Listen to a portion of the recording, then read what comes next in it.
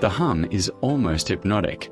Deep inside a sprawling industrial complex on the outskirts of Sydney, thousands of litres of liquid gold flow through stainless steel arteries every hour. But this isn't dairy. This isn't traditional milk. This is oat milk, a plant-based revolution that has quietly transformed from a niche health trend into a billion-dollar global industry. And right here, in one of Australia's most advanced food manufacturing facilities, the magic happens in ways most people never imagine. You've probably poured it into your coffee this morning, watched it swirl into creamy clouds, never questioning the industrial symphony that brought it to your cup. But behind those innocent cartons lies a world of precision engineering, biochemical wizardry, and manufacturing secrets that would surprise even the most devoted oat milk enthusiast. This isn't just about blending oats with water. This is about enzymatic reactions timed to the millisecond, temperature controls accurate to 1/10 of a degree, and quality standards so strict that a single batch can be rejected for reasons invisible to the human eye.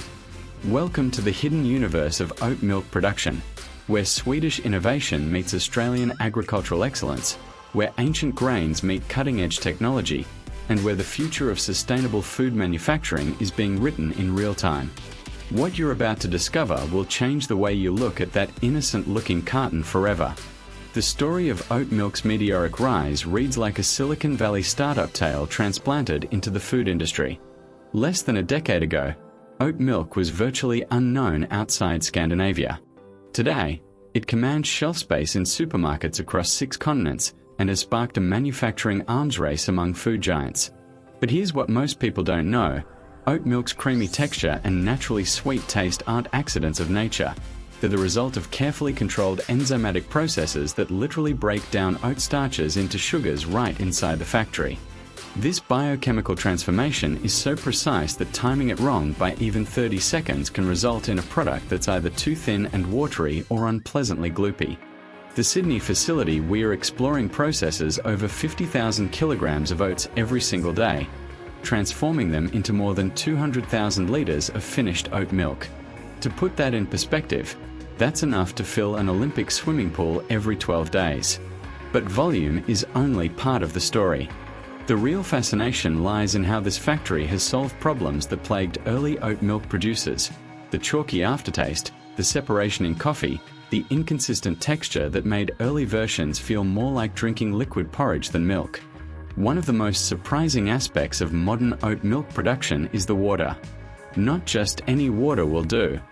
The Sydney facility uses a multi-stage reverse osmosis system that purifies municipal water to pharmaceutical-grade standards. Why such extremes? Because oat milk is approximately 90% water, and any mineral imbalances or impurities will amplify through the production process, affecting everything from taste to shelf stability. The facility processes over 300,000 litres of water daily, and every drop passes through ceramic filters, UV sterilization, and ion exchange columns before it ever touches an oat. This water obsession extends to temperature control as well. Throughout the entire production line, water temperature is monitored by over 200 sensors, each reporting data every 3 seconds to a central control system. A temperature deviation of just 2 degrees Celsius at the wrong stage can trigger enzymatic reactions that alter the final product's sweetness, viscosity, and nutritional profile. The water system alone represents an investment of over $2 million, but it's considered essential infrastructure. Without this level of water purity, the delicate flavor balance in oat milk would be impossible to achieve consistently. The oats themselves tell an equally fascinating story. Australia produces some of the world's highest quality oats, particularly varieties grown in the cool climates of Victoria and South Australia. But not all oats are created equal for milk production. The factory exclusively uses specific cultivars bred for high beta-glucan content, the soluble fiber that gives oat milk its characteristic creaminess and heart health benefits. These aren't the same oats you'd find in your morning porridge. They're selected for their protein content, starch composition, and even their hull thickness, which affects how efficiently they can be processed. Each delivery truck that arrives at the facility carries approximately 25 tons of oats, and before a single grain enters production, samples undergo rigorous testing. Laboratory technicians examine moisture content, protein levels, fat composition, and contamination screening. They're looking for mycotoxins, pesticide residues, and foreign materials. In a typical month, the facility will reject 2 to 3 shipments that don't meet specifications. Oats that would be perfectly fine for human consumption in other forms but don't have the precise characteristics needed for premium oat milk production. The rejected oats are returned to suppliers or redirected to animal feed manufacturers, ensuring nothing is wasted even when quality standards aren't met. Here's something that would surprise most consumers. Modern oat milk factories are essentially giant biochemistry laboratories disguised as food plants. The transformation from oat to milk involves orchestrating a complex dance of enzymes, naturally occurring proteins that act as biological catalysts. The factory uses alpha amylase and beta amylase enzymes to break down oat starches into simpler sugars. This is the same basic process that happens when you chew bread and it starts tasting sweet. Your saliva contains these enzymes. But in the factory, this process is accelerated, controlled, and optimized to occur in massive stainless steel tanks holding thousands of liters. The enzymatic treatment is so critical that the facility maintains a dedicated cold storage room just for enzyme preparations, kept at precisely 4 degrees Celsius. These enzyme cocktails are worth more per kilogram than the oats themselves, and their activity must be verified daily through laboratory testing. The enzymes come from specialized biotechnology companies that produce them through fermentation processes, and each batch arrives with detailed certificates of analysis documenting their purity and activity levels. The sustainability story behind oat milk production is genuinely impressive when you examine the numbers. Producing 1 liter of oat milk requires approximately 75% less land than dairy milk, generates 60% fewer carbon emissions, and uses about 90% less water than almond milk. But the Sydney facility has pushed these figures even further through innovative engineering. The facility captures waste heat from pasteurization and uses it to pre-warm incoming water, reducing energy consumption by approximately 18%. The solid oat residue left after extraction, called okara in the industry, isn't discarded. Instead, it's dried and sold to bakeries for fiber-enriched breads, to animal feed manufacturers, and even to cosmetics companies who use it in exfoliating scrubs. Approximately 97% of the material that enters the factory leaves either as finished product or as valuable byproduct. Only 3% ends up as actual waste, and even that is composted rather than landfilled. The facility has partnered with local farms that use the compost to enrich soil, creating a circular economy model that benefits the entire farming community. This commitment to zero waste isn't just environmentally responsible, it's also economically smart, as the sale of byproducts generates significant additional revenue that helps offset production costs. The packaging line represents another layer of technological sophistication that most consumers never consider. Those Tetra Pak cartons aren't just boxes, they're multi-layer composites of paperboard, aluminum foil, and polyethylene, assembled in a specific sequence that creates an aseptic barrier. The factory's packaging machines can fill, seal, and date code up to 12,000 cartons per hour, and each one is inspected by optical sensors that check for seal integrity, proper fill levels, and print quality. But here's the really clever part. The entire filling process happens in a sterile environment where the air itself is filtered to remove bacteria and mold spores. The cartons are sterilized with hydrogen peroxide vapor immediately before filling, and the oat milk is flash heated to 138 degrees Celsius for just 2 seconds. Hot enough to kill all microorganisms but brief enough to preserve nutritional value and taste. This ultra-high temperature treatment, combined with aseptic packaging, is why unopened oat milk can sit on a shelf for months without refrigeration, yet still taste fresh when opened. The packaging line operates in a clean room environment where workers must wear full protective equipment including hairnets, beard nets, gloves, and sanitized footwear. Air pressure inside the packaging area is maintained slightly higher than surrounding areas, ensuring that any air leakage flows outward rather than allowing potentially contaminated air to enter. Quality control in a modern oat milk factory operates at a level that would impress pharmaceutical manufacturers. Every 2 hours, samples are pulled from the production line and subjected to a battery of tests. Laboratory technicians measure pH, viscosity, protein content, fat content, sugar levels, and calcium fortification accuracy. They test how the oat milk behaves when added to hot coffee. Does it curdle? Does it separate? Does it create the desired microfoam for latte art? Trained sensory panels, essentially professional tasters, evaluate each batch for flavor, mouthfeel, and aftertaste. The facility maintains a library of reference samples, stored frozen, representing the ideal standard. Every production batch must match this standard within tightly defined parameters. In a typical month, approximately 2% of production will be downgraded, not because it's unsafe or even noticeably different to most consumers, but because it falls outside the narrow specification window. This rejected product often gets sold at discount to food service customers or processed into other products, but it never reaches retail shelves under the premium brand label. The Quality Control Laboratory employs 6 full-time technicians working in shifts to provide 24-hour coverage, ensuring that testing never becomes a production bottleneck. The fortification process adds another layer of complexity that few consumers appreciate. Oat milk naturally contains some vitamins and minerals, but to compete nutritionally with dairy milk, manufacturers add calcium, vitamin D, vitamin B12, and sometimes vitamin A. This sounds simple, but dissolving minerals into a plant-based liquid without creating off flavors, grittiness, or precipitation is remarkably challenging. The Sydney facility uses a specialized calcium carbonate that's been micronized, ground into particles so small they remain suspended in liquid indefinitely.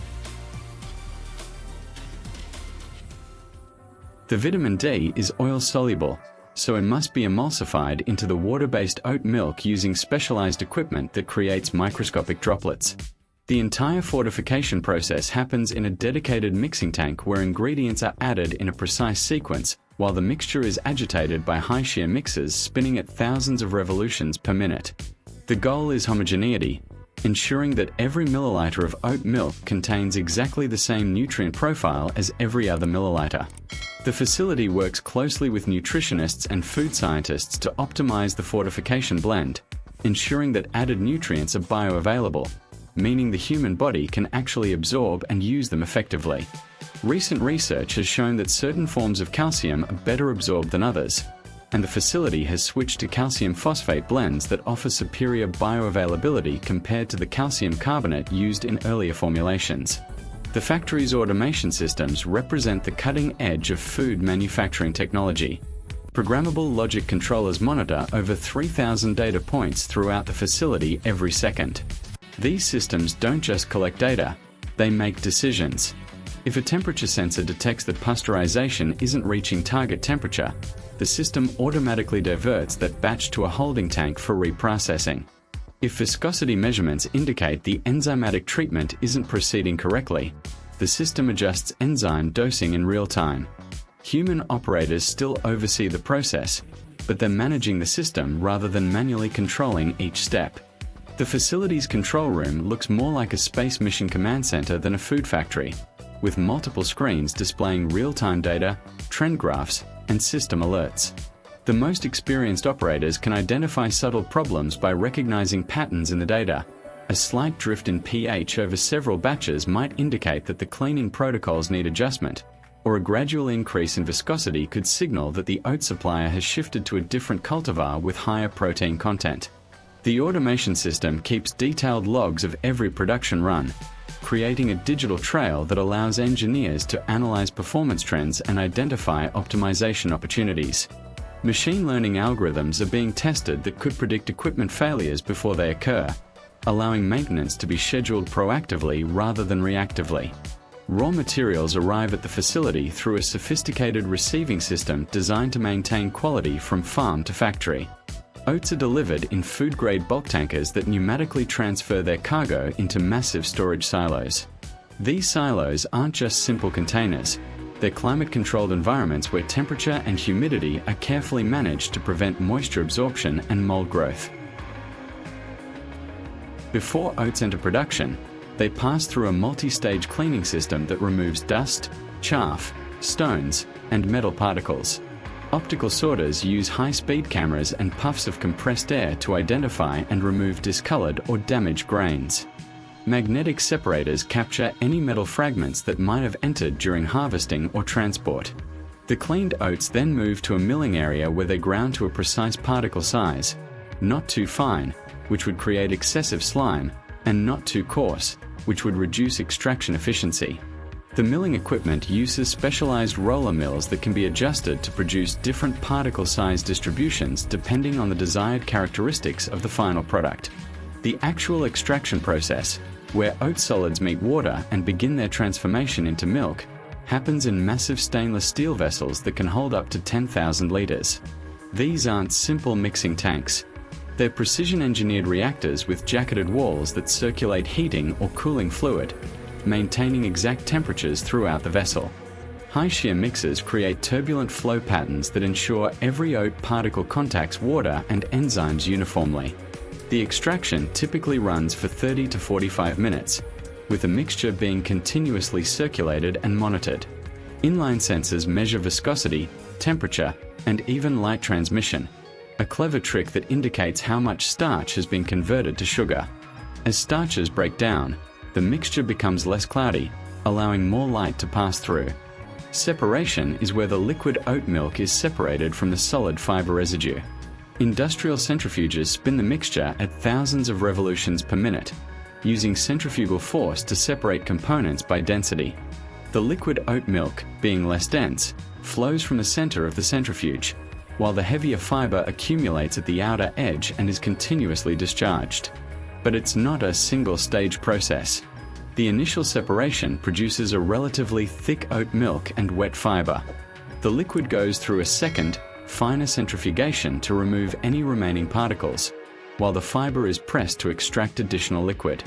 Some facilities even run a third extraction on the fiber, adding fresh water to capture any remaining nutrients and flavor compounds. Homogenization follows separation, a process borrowed from dairy milk production but adapted for plant-based beverages. Homogenizers force the oat milk through tiny valves under extreme pressure, typically around 200 bar, which is roughly 200 times atmospheric pressure. This violent treatment breaks down any remaining particles and fat globules into microscopic sizes, creating a stable emulsion that won't separate during storage. Without homogenization, oat milk would separate into layers, with water settling at the bottom and a thick, creamy layer floating on top. Pasteurization represents the critical food safety step that ensures the product is microbiologically safe for consumption. The facility uses a plate heat exchanger system where oat milk flows through a series of thin channels separated by metal plates. On the other side of these plates, hot water or steam flows in the opposite direction, rapidly heating the oat milk. The system is designed for ultra-high temperature treatment, briefly spiking the temperature to kill even the most heat-resistant bacterial spores. But here's the sophisticated part. Immediately after the heating section, the oat milk passes through a cooling section where it exchanges heat with incoming cold product. This regenerative heat exchange recovers approximately 75% of the thermal energy, dramatically reducing the facility's energy consumption. The final standardization step adjusts the product to meet exact specifications. Even with precise process control, natural variation in raw materials means each batch will be slightly different. Inline sensors continuously measure key parameters like fat content, protein levels, and viscosity. If a batch is slightly too thick, it's automatically blended with a thinner batch. If calcium levels are marginally low, a precise dose of mineral solution is injected. The facility uses sophisticated blending algorithms that can combine portions of multiple batches to create a final product that perfectly matches the target specification. This is why oat milk from the same brand tastes identical whether you buy it in January or July, despite seasonal variations in the oats themselves. The standardization system ensures absolute consistency, which is crucial for building consumer trust and brand loyalty. From a single oat grain to the creamy beverage in your coffee, the journey involves precision engineering, biochemical expertise, rigorous quality control, and genuine innovation. This isn't just food manufacturing, it's the intersection of agriculture, biotechnology, and advanced industrial processes. The Sydney facility represents the cutting edge of an industry that's redefining what milk means in the 21st century. Every carton that leaves this factory carries with it thousands of hours of research, millions of dollars in specialized equipment, and the dedication of skilled professionals committed to producing a product that's not just an alternative to dairy, but a genuinely superior choice for many consumers. The next time you pour oat milk into your coffee, you'll know the remarkable story behind that simple act, a story of transformation, innovation, and the future of sustainable food production.